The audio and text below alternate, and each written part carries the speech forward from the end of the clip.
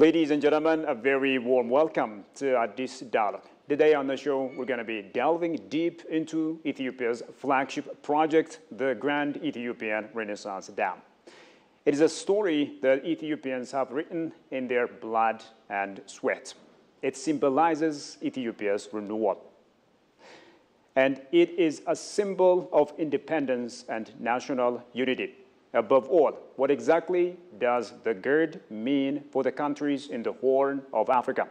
Well, this is going to be our talking points, ladies and gentlemen, in this edition of Addis Dialogue. And I'm so honored to be joined by Miftah Mohammed, who is a researcher at the Institute of Foreign Affairs of Ethiopia. I'm your host, Shifara Olako. Do stay with us. All right, Miftah, thank you so much for making the time, to talk about such important flagship project, the Grand Ethiopian Renaissance Dam. I know you're busy, but somehow you gave me some of your time. I really, really appreciate it.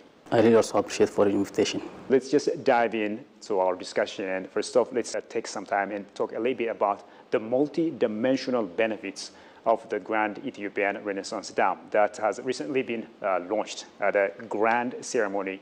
So could you walk me through some of the benefits for Ethiopia's renewal when it comes to the multi-dimensional angles benefits of the Grand Ethiopian Renaissance Dam? Well, thank you so much for your important questions, timely question. The multidimensionals, we can just put it in three levels. It will have economic contribution, it will have contribution to building of a national narrative, and it will have dividend in the long term for peace and stability and political development in the country. So if I start from economic contribution, the key point is energy security. By the compilation of the biggest project, Ethiopia have gained access to a lucrative supply of electricity amounting about more than 5,000 megawatts. Yeah. So that means energy security in Ethiopia. We need more energy because of the bulk size of Ethiopian population and the growing economy. For example, according to recent statistics, Ethiopian population has reached by now 130 million. More than 50% of the population of Ethiopia has some kind of problem with electricity, whether it is interruption, whether it is the lack of a complete access to electricity. There are a number of problems associated to energy, whether lack of energy for cooking and so on. Right. Nowadays, energy means, the backbone of any kind of economic development. That's why bigger countries focus on building bigger energy plants, including nuclear plants, and also building bigger projects like in countries like USA, you have Hoover Dam. In China, you have a lot of, bigger projects because energy is the backbone of any kind of economy. So Ethiopia, through compilation of this project, has made sure it is, energy security. At least it has elevated it is energy access to the next level. I mean, GERD itself is not sufficient to completely satisfy Ethiopia's demand, but it has made a bigger contribution. It has set a milestone foundation for Ethiopia's growing demand for energy because of demographic changes as well as economic transformation, and a lot of demands are rising. So associated with energy development is economic development. Because of that, then we have growing demand from external powers to invest in Ethiopia in different sectors of manufacturing, and different sectors of emerging economy, all of which are also dependent on that of electricity and energy. So the first contribution, multidimensional contribution of GERD is that it is contribution for Ethiopia's energy security and contribution to economic development. The second is poverty reduction. A lot of people in Ethiopia live under poverty line. So when Ethiopia gets access to energy, there will become associated small businesses.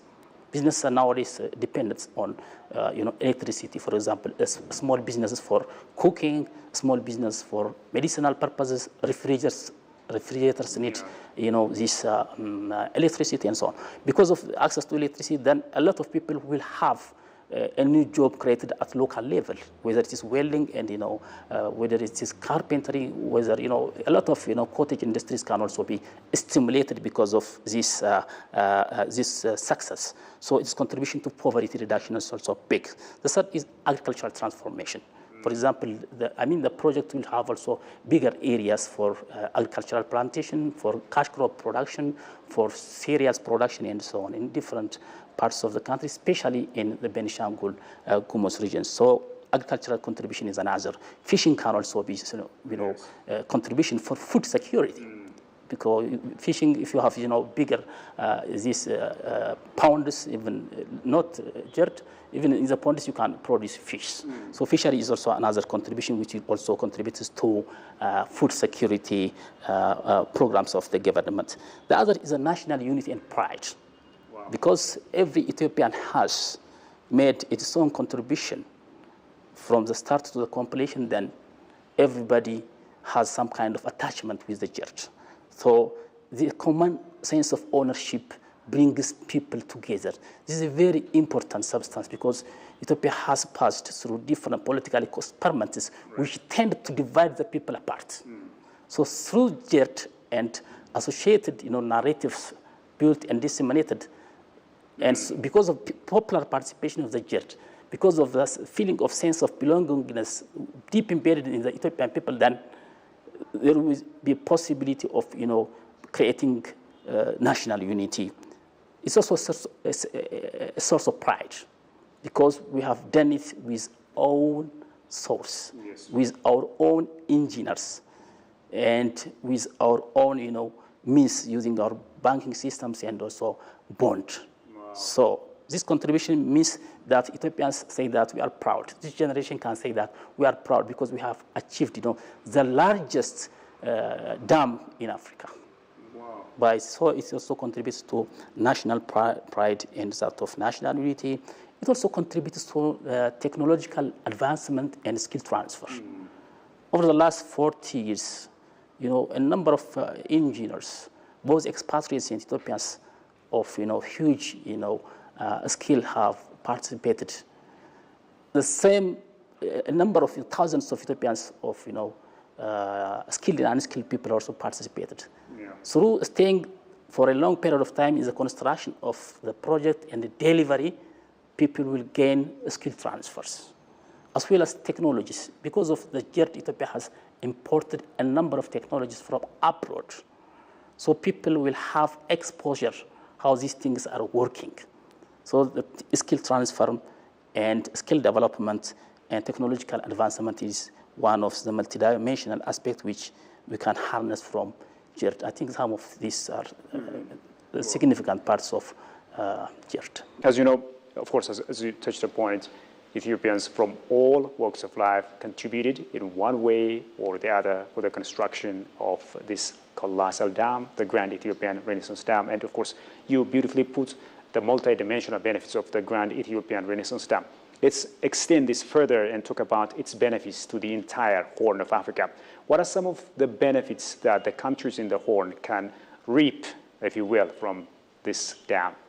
Upon the completion, I think it's an excellent question and associated, yeah. Upon the completion of the GERD, already we are hearing of reports of, transformation. For example, in Kenya, these countries, one of the benefits of GERD for the Horn of Africa is it serves as a hub for energy connectivity. I can mention an example of a study conducted by a former European envoy, Rondos, who was here, and he has published an article in 2016 by saying that through GERD, Ethiopia can serve as a hub of regional integration in Africa. So I also concur on his idea. And this, I think, hypothesis has become true today because we are exporting electricity to Djibouti. We have also an agreement and actually a practice of sending electricity to Kenya. We have plan of expanding this electricity to Somalia, Sudan, South Sudan, including and up to Egypt. Even other countries, big countries in the Middle East are also demanding, because this is a clean energy. Those petroleum-rich countries are also, of thinking of, how to access this clean and, secured energy. So for the Horn of Africa, this contribution is like a power connector. Regional integration is founded most of the time on big issues like electricity or energy. European Union started its regional integration through power connectivity. Right. After that, they just improved their regulations of, transportations, movement of people and commodities and so on. But the initial foundation was set on energy. So by the same token, Ethiopia has already started the journey toward this connectivity of the Horn of Africa through its electricity. The other issue is that hydroelectric power model. For example, the fact that Ethiopia is able to complete this project with its own means, with its own resource, with its own technicians and engineers, shows other Africans to take a demonstrative lesson. So it will have a demonstrative effect for other Horn of Africans to tap into their natural gift. I mean, all countries are not endowed with the same resource. For example, Ethiopia is endowed, among other things, with plenty of water. Maybe Somalia is endowed with energy. Maybe Kenya is endowed with, different natural resources.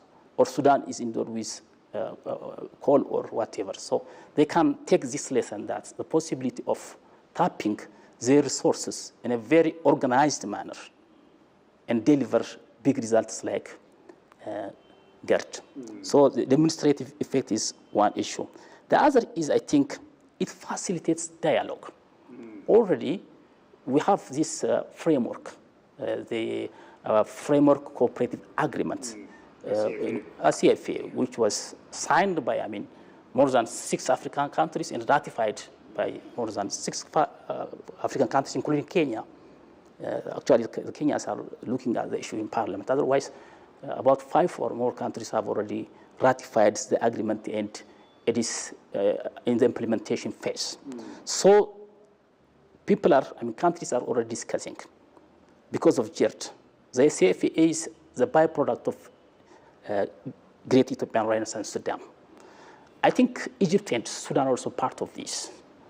I think they have some kind of disagreement on one article of parts of this agreement. So it opens the door. The completion of the projects opens the door, invites especially Egypt and Sudan to think of the issue in depth and come to their mind and hearts and join this CFA, which set the foundation for every country upstream and downstream to make benefit of it through joint projects and also by collaborating in different arrangements. So it also will have some kind of contribution for dialogue among Horn of African countries as well as other African countries.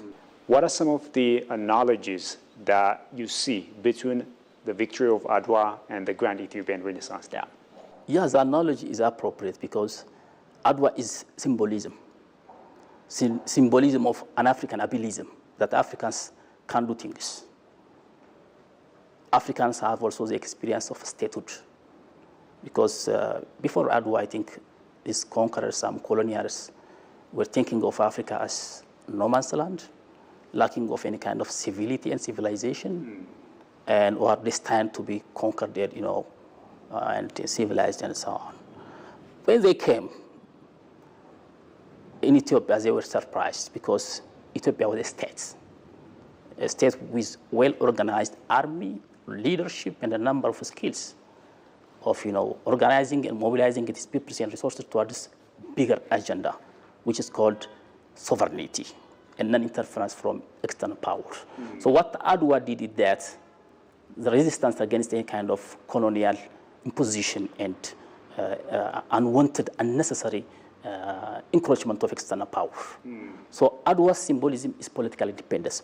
By the same token, the Great Ethiopian Renaissance Dam is a symbol of economic independence, because I have previously mentioned how this energy contributes to economic development, energy self-reliance, poverty reduction, and a lot of benefits, okay? Then the symbolism is that it will have contribution to economic independence, as well as we did it with our own capacity, with Ethiopia's people's contribution and the determination of Ethiopian government. We didn't rely on any external power significantly. We may have relied to some sort of, technicality of, experts and so on. Otherwise, we can claim that we did it with our own capacity. So it shows you that autonomy, technological autonomy, financial autonomy, about which every country vies. So I think that is an analogy of GERD with ADWA as far as economic independence and self-reliance, and also withstanding and overcoming challenges, for example. Throughout the construction period, Ethiopia has faced a number of pressures from the international community, from different powers, and from different countries who were pushing Ethiopia to stop filling of water and so on. We just, through patience and determination, Ethiopia achieved it. So this is also another symbolism, showed that because ADWA is also the byproduct of people's determinism and patience, organizations, and a number of art and capacities organized. The same is true for this project. What are some of the lessons that other countries can take from Ethiopia now that the Grand Ethiopian Renaissance Dam has been officially inaugurated? What the African countries especially, other countries can learn a lot, but especially we are concerned with African countries because Ethiopia is the seat of Africa Union and also a lead African country is the origin of human being. As when we focus it for human being, people can also take other countries, in developing countries, that human capacities, if it is well organized and well designed, and if people are committed, then human beings can improve their own circumstance. All human beings are created with equal potential. It's about realization.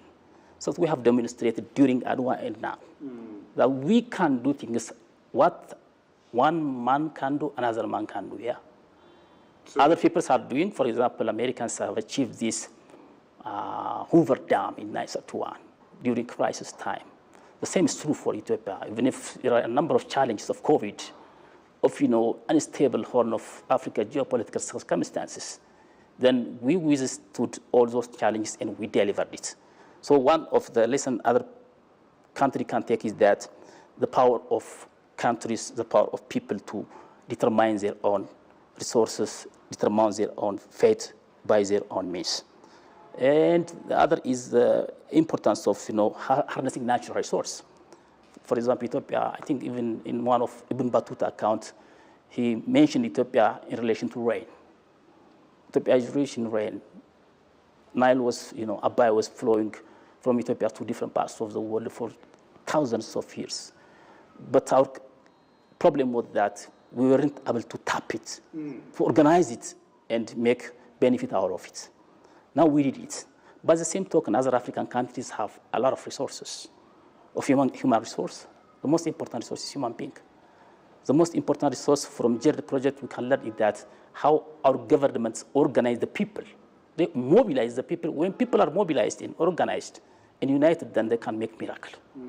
So African countries should stop, of dividing each other and disagreeing, and bring their force and energy together in order to make bigger outputs like our projects. Because every country has its own natural resource endowments. So they have to, I think, learn from Ethiopia in how to use resources in a very effective manner against scarcity, remember.